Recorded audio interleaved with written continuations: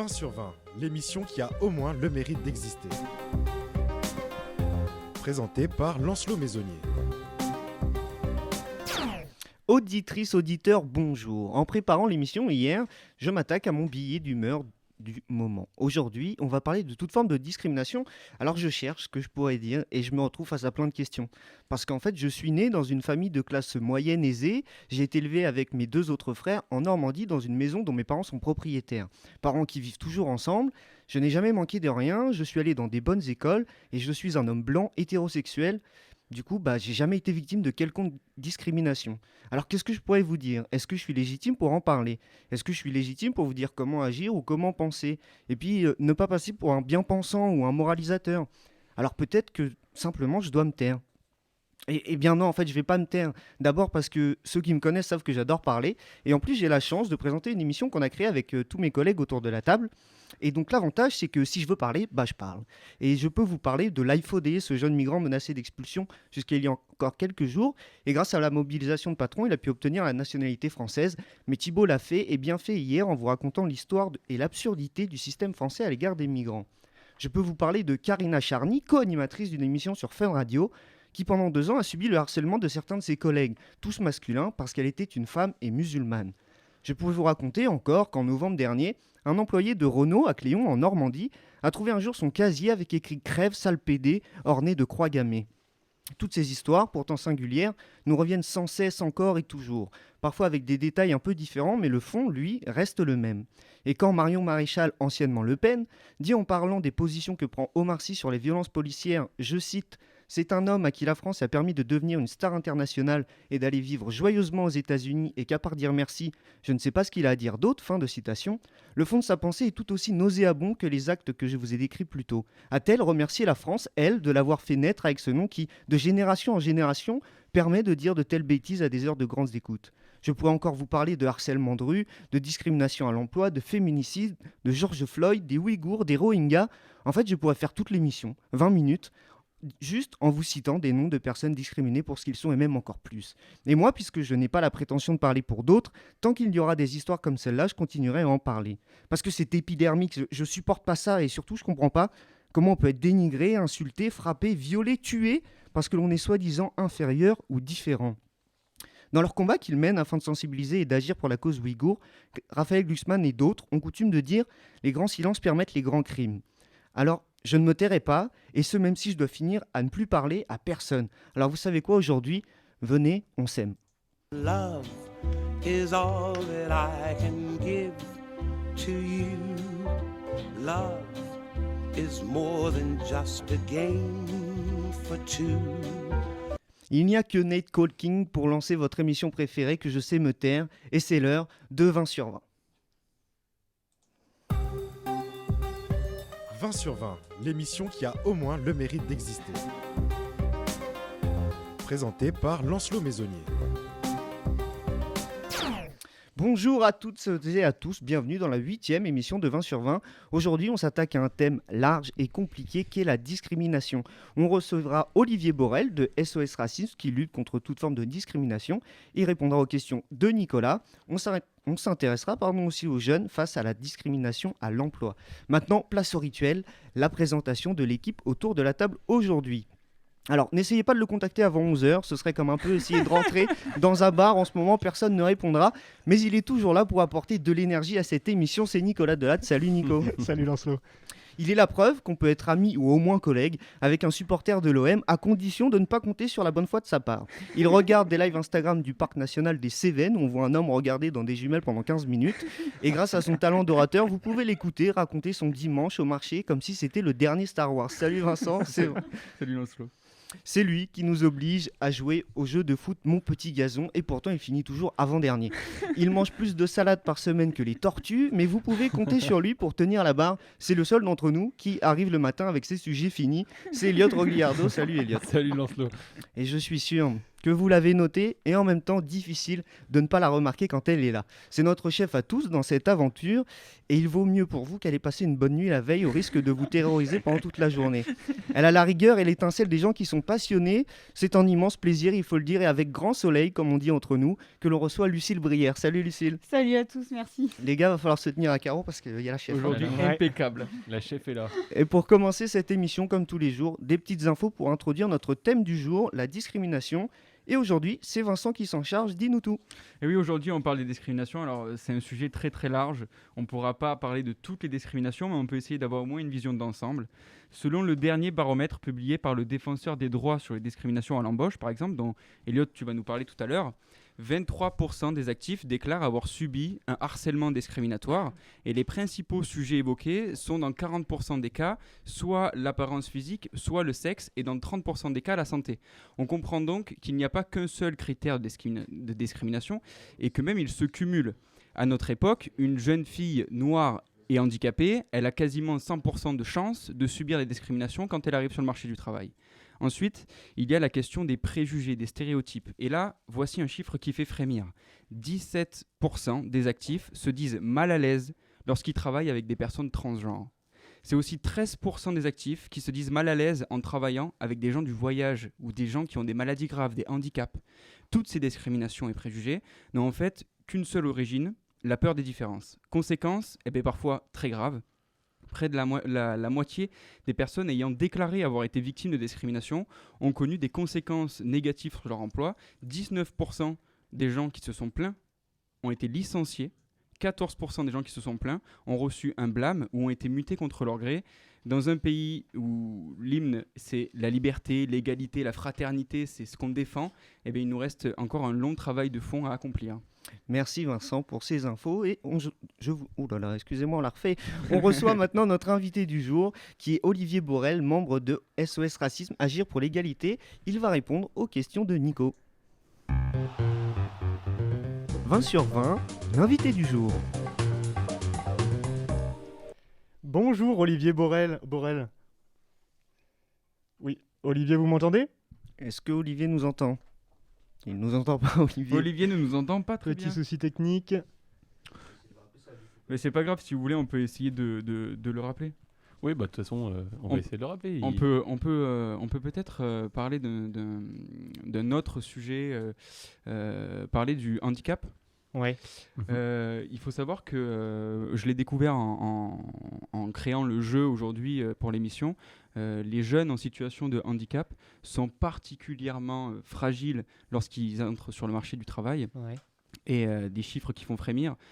Pour quelqu'un handicapé, le chômage est 2 fois plus élevé que pour une personne normale. Et quand on pense à quelqu'un qui est jeune et handicapé, on est sur des taux de chômage de quasiment 35%. Ouais. Ah, c'est vrai que c'est un chiffre qui est terrifiant parce que voilà, c'est des personnes en plus, on le sait, qui n'ont pas choisi et qui se retrouvent discriminées. Mais j'en parlerai un peu plus tard après. Je vous parlerai, je fais un peu de teasing du coup en attendant, mais voilà, je vous parlerai un peu de la discrimination à l'emploi, notamment chez les jeunes, et c'est vrai qu'on se rend compte qu'il y a vraiment un problème de ce point de vue-là, mais il faut aussi prendre conscience que c'est un sujet qui petit à petit est de plus en plus dans les consciences, et on va dire que ça tend à s'améliorer. Donc voilà, je crois qu'on va pouvoir récupérer... Je crois qu'on a récupéré notre invité. Est-ce que vous nous entendez bien, Olivier Borel? Nickel. Toujours pas. Nickel. Mais c'est pas grave, on va continuer. Alors, est-ce qu'on n'appellerait pas le rédacteur en chef d'En Direct? Bah de toute façon, il faut lancer le truc, les autres, la suite. Parce que là, je sais pas pourquoi ça marche pas. Ce qu'on peut faire, c'est qu'on part sur la carte blanche de toute On va façon. partir sur la carte Et blanche. puis on essaye pendant la carte blanche de rejoindre Olivier Borel. On va faire ça, Je crois qu'on arrivera à le trouver, c'est oui, sûr. on va l'avoir. C'est Lucille qui s'en charge en plus. Oh, mais quel C'est notre chef. Ah, mais c'est enfin mon tour C'est alors. le meilleur moment de l'émission. C'est l'heure de la carte blanche. Vous nous l'avez reproché. Parfois, il n'y a pas de femmes dans cette émission. Enfin, jusqu'à aujourd'hui, la présence de Lucille, et quel bonheur, encore une fois, de la voir avec nous. Et vous allez l'adorer. Lucille, je crois que tu vas rendre un hommage aux femmes. Oui, je crois bien, oui.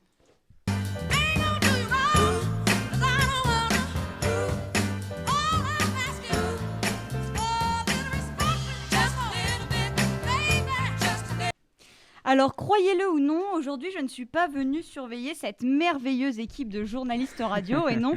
Mais je dois vous avouer un truc. En me baladant sur Facebook l'autre soir pour aller liker tous les posts de notre média, comme je suis une chef assidue, Évidemment. je suis tombée sur le commentaire de Valérie. Valérie nous dit que 20 sur 20 est une émission intéressante pour les jeunes comme pour les moins jeunes, mais attention, il y a un bémol. Pourquoi n'y a-t-il pas au moins une fille autour de la table, nous demande Valérie. Alors peut-être que vous l'aurez remarqué, vous autres auditeurs, il n'y a pas l'ombre d'une nana dans ce studio. Certains disent que c'est scandaleux, d'autres ne trouvent sûrement pas ça problématique, vous me direz. Et personnellement, je n'avais même pas remarqué. Quoique, je trouve que ce studio sent de plus en plus la testostérone chaque jour, si vous voulez mon avis. Mais à l'heure où les hommes politiques sont invités plus de 2 fois plus que les femmes sur les plateaux télé, là où un homme ouvrier gagne en moyenne 17% de plus sur son salaire qu'une femme et un homme cadre sup 21% de plus que sa collègue, je ne pouvais pas laisser mes collègues du chromosome Y parler de discrimination sans moi. Alors j'espère que ces quelques secondes auront suffi à réchauffer ton cœur, Valérie, qui nous écoute sûrement. Et pour toi, Sarah, qui m'a appris pendant mon premier stage à ne jamais me taire face à un homme, ou toi, jeune animatrice dont je tairai le nom, qui m'a confié des histoires sordides face à des hommes au travail, ou encore pour toi, maman, ma merveilleuse maman, qui m'a toujours poussée vers la voie du féminisme. Mais attention, pas celui où on écrit dans sa bio Twitter Men or Trash, et encore moins où on partage dans sa story Insta des photos de faits divers féminicides en écrivant tous les mêmes. Bref, pour Valérie et pour vous autres mesdames, aujourd'hui, je voulais, avec ma présence aussi féminine soit-elle, rendre hommage à vous toutes, femmes avec un grand F. Eh ben merci beaucoup Lucille pour cette carte blanche et cette fois ça y est on a retrouvé Olivier Borel. Normalement Nico tu vas pouvoir lui parler. Bonjour Olivier, vous m'entendez ? Bonjour, moi je vous entends. Ah très bien. Alors on commence directement. Déjà est-ce que vous pouvez vous présenter et puis votre association aussi et quelle est son action en fait ? Donc moi je m'appelle Olivier Borel, donc je travaille pour l'association Agir pour l'égalité, qui est une association de lutte contre les discriminations. Alors on intervient sur principalement deux grands pôles. Un pôle juridique qui va être l'accueil, l'accompagnement de victimes de discrimination, des personnes qui se sentent discriminées, qu'on va conseiller, qu'on va accompagner éventuellement jusque devant les tribunaux pour obtenir réparation du préjudice subi. Et puis un axe, on va dire, plus pédagogique, où on intervient dans les collèges, les lycées, les MJC, les centres sociaux, auprès des jeunes, sur toutes les questions d'égalité, de sexisme, d'homophobie, de vivre ensemble d'une manière générale. Voilà, je fais à peu près entre 3 000 et 4 000 jeunes chaque année sur ce pôle-là.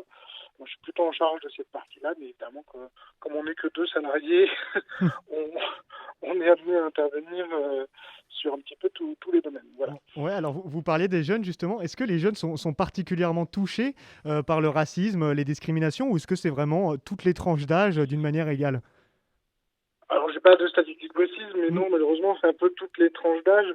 Après, il y a aussi une discrimination spécifique sur les jeunes, une discrimination liée à l'âge, qui touche à la fois les jeunes en leur disant, notamment dans le milieu du travail, vous n'avez pas l'expérience. Et on sait aussi que de l'autre côté, par contre, quand on devient vieux aussi, à partir de 50 ans, retrouver un travail devient compliqué aussi. Ouais. Donc sur l'âge, il y a vraiment cette double discrimination, enfin, sur les jeunes et sur les plus âgés. Et ce phénomène, il est récent, il date des dernières années ou ça fait vraiment des décennies que la discrimination, ça existe en France, que ce soit sur l'âge, la couleur de peau ? En fait, on est issu d'une histoire discriminante. Notre société a toujours été discriminante. Au contraire, le concept d'égalité est un concept très récent, au milieu du XXe siècle. Ça commence timidement avec la Déclaration des droits de l'homme et du citoyen. Les hommes naissent et demeurent libres et égaux en droit. Mais à l'époque, quand on dit ça, on ne pense pas aux femmes, puisqu'elles n'auront le droit de vote qu'en 1945. On ne pense pas aux Noirs, puisque la France continuera l'esclavage jusqu'en 1848.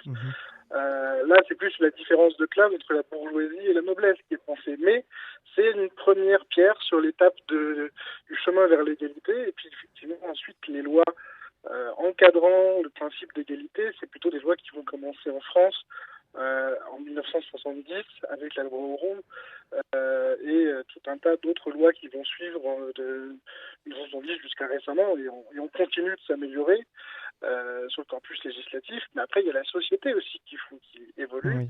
Et ça, des fois, c'est plus long. J'entendais tout à l'heure votre collègue qui parlait des discriminations liées au sexe. Oui. Bon, depuis 1972, on a inscrit dans la loi qu'à travail égal, salaire égal. Or, Ce n'est toujours pas le cas. Répéter qu'on n'est toujours pas là-dedans. L'accès des femmes aux responsabilités dans les grandes entreprises, il n'y a plus qu'une femme PDG des entreprises du CAC 40, par exemple. Ouais. Donc ça aussi, c'est une difficulté. Est-ce que ça existe un phénomène où les personnes ne se rendent pas compte qu'elles sont discriminées par exemple, quelqu'un qui pense qu'il n'est pas discriminé, qui dit mais non, ça va. Qu'est-ce qu'on doit faire en fait dans ce cas-là? Alors, je n'irais pas jusqu'à dire qu'elles ne s'en rendent pas compte, Oui. mais par contre, il y a un phénomène qui est qu'on s'habitue. Oui. Un certain nombre de personnes qui ont tellement intégré le fait que parce que je suis d'origine étrangère, on va forcément à un moment ou à un autre me discriminer, qu'effectivement, elles ne vont pas forcément signaler la discrimination peut-être subie, d'une part parce que c'est un peu habitué, c'est un peu résigné à l'idée d'être discriminé, et d'autre part parce qu'elle pense aussi que la justice ne va pas réagir, ne va pas l'aider et l'accompagner. Donc on sait, c'est le défenseur des droits qui avait fait une étude là-dessus il y a quelques années, on se rend compte que finalement seuls 8% des personnes qui ont été victimes d'une discrimination vont signaler à une association ou à la police les faits dont ils ont été la victime. Ça veut dire qu'en fait, sur les cas que nous on va gérer, finalement c'est que la partie émergée de l'iceberg, finalement. Qu'est-ce que vous conseilleriez à quelqu'un qui serait témoin d'un acte raciste, discriminant? Qu'est-ce qu'on peut faire pour aider la personne? Est-ce qu'il y a quelque chose à faire déjà? Déjà oui, allez voir la personne, lui dire que vous êtes témoin, parce que la plus grosse difficulté pour obtenir réparation sur une discrimination, c'est de pouvoir prouver qu'il y a eu discrimination. Pour prouver une discrimination, il n'y a pas 50 solutions, soit c'est vous avez un enregistrement, soit vous avez des témoins qui ont vu, qui ont entendu ce qui s'est passé. Et donc du coup, il est important effectivement quand il y a des témoins, que les témoins se manifestent auprès de la victime, en donnant leurs coordonnées pour dire moi si vous avez besoin que je témoigne de ce que j'ai vu, ce que j'ai entendu, n'hésitez pas à me contacter, moi je suis prêt à témoigner pour vous accompagner dans vos démarches. Parce que c'est là effectivement que potentiellement on peut faire changer les choses. Très bien. J'ai une dernière question pour vous, Olivier Borel. Qu'est-ce que vous diriez à un jeune qui est discriminé je pose la question dans l'autre sens en fait. Si on est victime de discrimination au travail, à l'école, comment on doit réagir en fait? Quelle est la première chose à faire? Ne pas se résigner, contacter, aller déposer plainte au commissariat de police ou à la gendarmerie. Contacter une association parce qu'effectivement on sait aussi qu'il y a des fois des refus d'enregistrement de plainte dans les commissariats de police et à la gendarmerie. Donc contacter une association, contacter le défenseur des droits qui est une autorité administrative indépendante en charge de la lutte contre les discriminations qui peut demander des comptes à la personne qui a discriminé, y compris ses chefs d'entreprise, et mener une enquête et fournir un rapport à la justice pour accompagner la personne qui est victime de discrimination. Donc tout ça est important. Nous, en tant qu'association, on peut aussi aider les victimes à travers un testing, à obtenir des preuves de la discrimination. Donc il ne faut pas hésiter effectivement à aller demander de l'aide à des associations comme la nôtre, comme la LICRA, comme le MRAP, pour accompagner les personnes victimes dans leur démarche. Merci beaucoup, Olivier Borel, d'être venu dans 20 sur 20. Et n'hésitez pas à vous rendre dans des associations si jamais vous êtes victime ou si vous êtes témoin de faits discriminatoires. Vous n'êtes pas tout seul et ça, c'est important. Merci beaucoup, Olivier Borel, d'être venu. Merci à vous. Merci, Olivier Au revoir. Borel. Bonne journée. Merci. C'est l'heure maintenant du mini-journal de la rédac. Ce mini-journal aujourd'hui vous est proposé par Elliot et par Thibaut. Et on commence avec le meilleur des deux. Non, je rigole, c'est pas sympa. On commence avec Elliot. Elliot, nous allons attaquer une question primordiale qui touche les jeunes actifs. La situation du monde du travail est préoccupante, crise du Covid en prime. Et tu vas nous parler de la discrimination à l'emploi chez les jeunes qui se retrouvent souvent dépourvus de solutions. Exactement, Lancelot. Et donc, si je te dis 750 000, non, ce n'est pas le nombre de personnes qui nous écoutent. Et encore, quoique, blague à part, 750 000, c'est environ le nombre de jeunes qui sont arrivés sur le marché du travail sur l'année 2020. Donc pas la meilleure année, vous vous en doutez, puisqu'elle a été frappée de plein fouet par la pandémie. Selon l'INSEE, sur un an, le taux de chômage progresse davantage pour les jeunes, plus 2,6 points, qui n'est pas rien, que pour les autres classes d'âge. À la suite de la crise sanitaire, on estime qu'environ 22% des jeunes avouent avoir changé de secteur d'activité et 16% d'entre eux en changeant d'entreprise et 15% d'entre eux en changeant de métier pour essayer de trouver du boulot. Sale période donc pour entrer sur le marché de l'emploi chez les jeunes, vous me direz, mais au-delà de la situation actuelle, c'est encore bien plus compliqué que cela. En effet, la discrimination à l'emploi est problématique pour la jeunesse également. On estime qu'environ 15% des expériences discriminantes lors d'un entretien d'embauche seraient dues au jeune âge du candidat. Combien de fois des jeunes ont-ils entendu cette phrase ? Votre profil est intéressant, mais nous recherchons quelqu'un avec plus d'expérience. Quand on y pense, elle est quand même bien stupide cette phrase. Si chaque employeur disait cela, comment un jeune ferait-il pour débuter dans le monde professionnel ? Comment se forger une expérience si on ne nous en donne pas les moyens, je vous le demande. Élise, jeune rechercheuse d'emploi, se reconnaît totalement dans ce cas de figure. J'ai fait des études d'architecture que j'ai terminées en mars 2020 et depuis, je recherche activement du travail dans mon domaine. Donc, j'ai postulé dans de nombreuses entreprises d'architecture d'intérieur, d'architecture, chez des constructeurs, chez des cuisinistes, mais également dans des magasins de décoration, même si ça s'éloigne un peu de mon domaine. Et on me reproche en fait de ne pas avoir assez d'expérience. Donc, du coup, je trouve pas encore de travail. Des jeunes dans son cas, ils sont des milliers, et Céline Labonne, consultante en recrutement et experte dans ce domaine, nous le confirme. Ce qu'on voit, c'est que les entreprises sont frileuses par rapport à l'embauche des jeunes, et notamment parce qu'elles n'arrivent pas à évaluer si les jeunes vont performer, vont être à la hauteur. Discrimination sur l'âge, il y a 26 critères de discrimination en France, et l'âge, c'est la première. Le principal problème de cette discrimination à l'embauche chez les jeunes, c'est aussi que c'est quelque chose qui a toujours existé. Mais cela tend à s'améliorer grâce à des prises de conscience de l'État notamment, qui met désormais en place des guides de recrutement pour les entreprises afin de lutter contre ces discriminations à l'embauche. Moi, j'ai 46 ans et quand je suis arrivée sur le marché du travail à 20 ans, c'était déjà la même chose. Je pense qu'il y a une grande disparité entre les entreprises et que ça dépend vraiment de la culture de l'entreprise. Et les professionnels sont clairs sur ce sujet, rien de mieux que de se forger la meilleure expérience possible pour contrecarrer les dires d'un employeur, notamment grâce à des petits boulots. La créativité et l'humour sont également deux outils de plus en plus prisés par les jeunes pour convaincre leurs futurs patrons. Merci beaucoup Elliot. On passe maintenant à Thibaut qui malheureusement n'est toujours pas avec nous mais qui ne va pas tarder à revenir, j'en suis sûr. Donc Thibaut, alors les discriminations envers les jeunes, question simple. Est-ce que selon eux, les choses avancent ? Thibaut les a interrogés. Jusqu'au 19e siècle, on a cru qu'il existait plusieurs races humaines. Certains ont même jugé bon de les classer. Dieu merci, des scientifiques ont réussi à prouver le contraire, mais bon, l'année dernière encore, 64% des étudiants en France estimaient avoir déjà été victimes de discrimination, pour leur apparence, leur origine ou leur âge. Cependant, il n'en va pas moins que des enjeux et les actions pour lutter contre ce rejet vis-à-vis des jeunes gens se sont multipliées ces dernières années. Aaron et Nicolas sont originaires de La Réunion. Ils se positionnent en tant que spectateurs et expliquent comment ils perçoivent la situation. On est dans une génération qui est de plus en plus globalisée, qui est de plus en plus mélangée. La France n'a jamais été aussi multiculturelle que maintenant. Elle n'a jamais été aussi fière de sa diversité. Quand tu vois tout le marketing des grosses marques et tout, sur la diversité culturelle, sur la fierté de la communauté afro, la fierté de la communauté asiatique. C'est pas anodin, c'est une impulsion de la jeunesse en fait, parce que la jeunesse elle est de plus en plus métissée. Tu vois, elle se rapproche de plus en plus de la société réunionnaise finalement. Les discriminations ne sont pas plus nombreuses qu'avant, mais elles sont juste prises en photo. Vous savez qui dit ça ? C'est Will Smith. Et là, franchement, je peux être que d'accord. Tu vois, là, on peut pas nier le fait que il y a eu beaucoup de choses qui ont été faites pour essayer de réduire un peu les discriminations. Genre dans les politiques, il y a eu une sorte de prise de conscience, en tout cas au niveau politique, au niveau de la société aussi. Elles ont un peu régressé, mais elles sont encore présentes. Des visions plutôt optimistes donc. Évidemment, tous les jeunes ne font pas l'objet de propos et d'actes discriminatoires. 80% d'entre eux sont souvent témoins et n'hésitent pas à réagir. La question à se poser maintenant est que si un certain nombre ont joué le rôle de héros, combien ont déjà été bourreaux de leurs camarades, même sans le vouloir ? Merci Thibaut, merci Elliot pour ce mini-journal. On peut maintenant accueillir notre deuxième invité du jour. On reçoit Monsieur Maillet-Contos, rédacteur en chef de En Direct, média expert handicap, dont la ligne éditoriale est de diffuser de l'information, de traiter l'actualité et les sujets de fond qui concernent les personnes handicapées et leur entourage familial et professionnel. Bonjour Monsieur Maillet-Contos. Bonjour. Première question toute simple, est-ce que vous pouvez nous présenter votre magazine et nous dire ce qu'est En Direct ?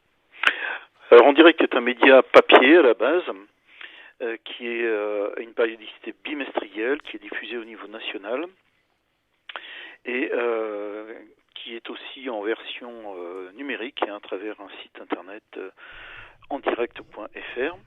Donc je précise que En Direct s'écrit H-A-N-D-I-R-E-C-T. Et donc c'est un média qui a eu pour vocation dès le départ d'offrir des informations utiles et pratiques pour les personnes en situation de handicap pour accentuer leur autonomie. Et par écho, donc aussi de donner des informations à leur entourage familial pour qu'elles puissent venir en aide, ainsi que aux professionnels, à la fois médicaux, paramédicaux, mais aussi maintenant, et depuis pas mal d'années d'ailleurs, beaucoup d'informations concernant l'emploi des personnes en situation de handicap. Alors moi j'ai une première question pour vous. Comment vous est venue l'idée en fait de créer ce média ? Est-ce que c'était une volonté personnelle ? Est-ce que c'était pour répondre à un besoin Alors oui, parce que moi-même je suis en situation de handicap, je suis paraplégique. Donc un jour je me suis posé la question de ce que je pourrais faire pour contribuer à faire évoluer, à faire progresser les personnes en situation de handicap en France. Moi, je sortais d'une carrière professionnelle dans l'informatique industrielle et une opportunité s'est présentée de travailler dans le champ du handicap. Et de là m'est venue l'idée de vouloir créer un média pour offrir des informations pratiques aux personnes en situation de handicap, ce qui, à l'époque, lorsque j'ai créé en direct, c'était en 1997, c'était très très peu répandu. Aujourd'hui, donc avec le web, avec les différents médias qui sont arrivés sur le marché et bien évidemment la prise en compte du handicap dans les différents médias a totalement changé la donne. J'ai une question moi aussi pour vous. Je voulais savoir, quand on a un média comme le vôtre, comment on fait pour le gérer ? Enfin, je veux dire, comment on fait pour trouver les sujets d'information, puisque c'est finalement des sujets dont on entend assez peu parler au quotidien, et j'imagine que c'est pas toujours évident de trouver, voilà, justement ces situations-là et d'en parler. Est-ce que c'est les gens qui vous contactent, ou alors comment on fait concrètement ? Alors effectivement, on est très souvent sollicité, puisqu'en fait ça fait déjà 24 ans que le magazine existe, donc on est sollicité à la fois par des particuliers qui veulent mettre en avant leur expérience, leurs difficultés ou leur contexte de vie en tant que personne en situation de handicap. Nous sommes sollicités par des associations, par des entreprises, par même des fois des administrations. Et puis nous avons aussi tout un réseau quand même, depuis pas mal d'années, qui sait qu'il peut nous solliciter de manière régulière pour dire voilà, on est en train de faire ci, on est en train de faire ça. Ou alors nous mettons en place tel événement. On est présent dans beaucoup d'événements, on est présent dans beaucoup de structures. Donc, entre guillemets, l'information arrive presque toute seule. Les réseaux sont présents et nous mettent en contact avec leur propre réseau. Ce qui fait que pour nous, c'est pas très compliqué, mais bien évidemment, on va traiter de sujets qui sont très spécialisés mais qui vont pas faire écho dans le grand public parce que c'est trop spécialisé souvent, y compris si on parle de sujets de vie quotidienne de personnes en situation de handicap. Nous, on rentre dans le détail et on traite ça de manière assez, entre guillemets, banale. Et pour le grand public, bon, évidemment, c'est pas d'un intérêt plus énorme que ça. Et vous disiez que le média donc existe depuis 24 ans. Quels ont été vos premiers retours du public, des abonnés ? Alors, le premier retour, en fait, nous avions fait une opération avec le Progrès à l'époque, et donc nous avions encarté le premier magazine avec un Progrès qui était distribué le dimanche.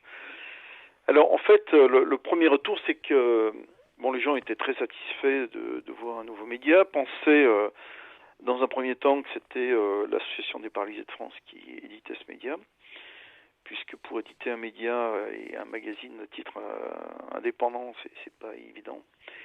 Donc on a eu très rapidement de très très bons retours en fait, et puisqu'en fait notre tonalité, les sujets que nous abordons, et les réseaux que nous sollicitions n'avaient pas l'habitude en fait de voir ça.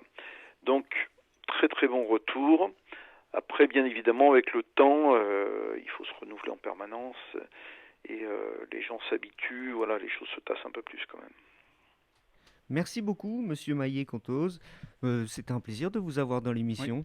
Oui. Et puis, on vous souhaite une bonne fin de journée. Merci beaucoup. Merci beaucoup. Merci. Au revoir. Merci, bonne journée. Au revoir. Merci, au revoir. Et là, je sais que vous devinez, derrière nos masques à tous, notre impatience, parce que c'est l'heure de s'amuser, c'est l'heure de rigoler, quoi, le jeu. Oh, j'ai hâte. Et maintenant, l'heure du jeu super fun, le jeu. Jeu proposé par Vincent aujourd'hui, on va essayer de faire assez rapide. Oui, on va faire très très rapide. En plus, d'habitude, c'est un jeu super fun et aujourd'hui, j'ai prévu un jeu pas fun du tout. Ah, Yes. super. Aujourd'hui, on va Le faire jour un où je quiz de culture générale.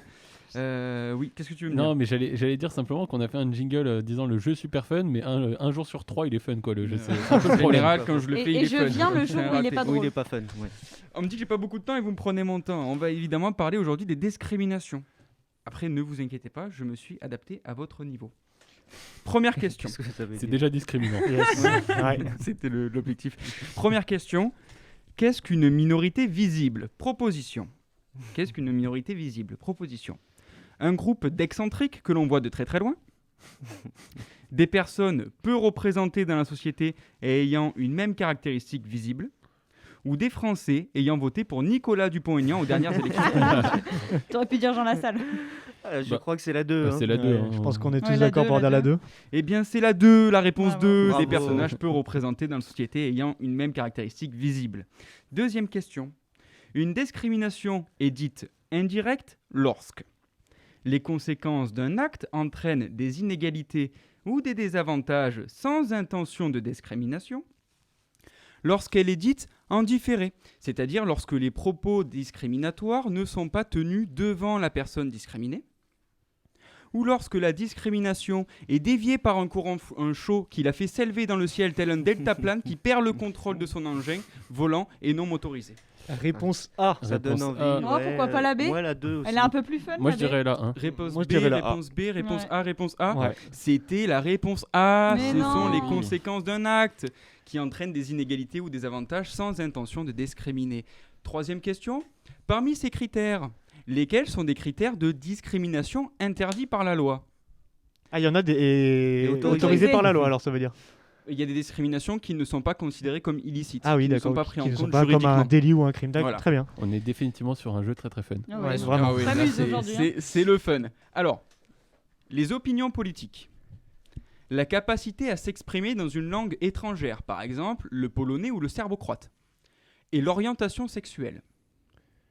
Il faut trouver celui qui n'est pas Non, il répréhensible. faut trouver ceux qui sont absolument interdits par la loi. Il y en a plusieurs. Il y Des en a deux. discriminations qui sont interdites par la loi. Opinion politique, capacité à s'exprimer en langue étrangère, orientation sexuelle. Alors, orientation et Ah, langue étrangère, Ça nous c'est- paraît évident, mais ça se trouve, c'est possible que ce soit même pas. Bah, peut-être Mais les moi, trois, je dirais en fait, hein. orientation sexuelle. Il y a- Non, opinion politique, je les pense opinions pas, non politiques, Non. normalement. Il n'y a qu'une seule Bon, réponse. orientation sexuelle, déjà sûr. J'ai donné assez d'indices dans la question. Ouais, moi je dirais Ah oui. tout sauf Ah oui, opinion, monsieur. tout sauf opinion. Ouais. Bah, moi, je veux dire les trois, tiens. Il va dire les 3. Moi, je dis la 2 et la 3. Il va dire la 2 et la 3. 2, 3. 2-3, madame. Moi je dirais tout sauf opinion politique. Je sais plus dans quel ordre c'était du coup. Donc c'est 2-3 également. 2-3. 2-3 pour vous, 2-3 Ouais. pour vous. C'est Nicolas qui a gagné. Mais c'est le ce plus point. intelligent d'entre nous. hein. Les 3, C'est le évidemment, scientifique du groupe. font Ouais. partie des discriminations prohibées par la loi. On peut également ajouter l'apparence physique, l'âge, l'état de santé, l'appartenance ou non à une nation, le sexe ou l'identité de genre. Une autre question. La Une autre dernière question. L'avant-dernière. Bon, allez, La la dernière. dernière. La L'avant-dernière. dernière. La dernière. La dernière. La dernière. On connaît tous le sigle LGBT+. Oui. Mais selon vous, combien de lettres compte au total le sigle LGBT+? 10 lettres, 11 lettres ou 170 214 lettres? Moi je T'as pense. dit 10, 11 ou 170 214. Attention, il y a un piège. Il y a un piège. ouais. Moi je dirais. 11 lettres. Moi, je dis 10. Ouais, moi je dis 10 aussi. 10 lettres, 11 lettres, tu 11 m'as dit? lettres, ouais. Moi, je veux dire 11 aussi. 11 lettres? Ouais. Eh bien, c'est bien 11 lettres, Ouais, bah tout voilà. à fait. LGBTQQIAAP, Ah oui. ce qui signifie Ah oui, Attention. je- Accrochez-vous. lesbienne, gay, bisexuel, transgender, transsexuel, queer, questioning. Ça veut dire qu'on se questionne Ouais, sur son question. sexe. Non. Merci. Si, Il je est vous- bilingue. Je vous assure que c'est ça. Intersexe, asexuel, allié, c'est-à-dire qu'on est un peu copains avec les homosexuels, et pansexuel. D'accord. Très bien. Eh Et ben, bah, merci, merci Vincent. beaucoup, Voilà, Vincent, voilà. pour ce jeu super fun. Je suis sûr que vous avez adoré. On a beaucoup rigolé. Qu'est-ce qu'on s'est amusé, hein? C'en est fini pour l'émission du jour. Vous pouvez nous retrouver sur SoundCloud, les émissions précédentes, sur SoundCloud, YouTube et le site d'Exist by ISCPA, dont la rédactrice en chef était avec nous ce soir. N'hésitez pas à les liker nos. Bien nos- sûr, nos réseaux. il faut tout partager, tout liker. Et nous, on se donne rendez-vous samedi pour la revue de presse. Et 20 sur 20 revient lundi, même heure, même lieu. Portez-vous bien. Salut, bon week-end. Au Merci. revoir. Bon Merci week-end à beaucoup. tous. 20 sur 20, l'émission qui a au moins le mérite d'exister. présenté par Lancelot Maisonnier.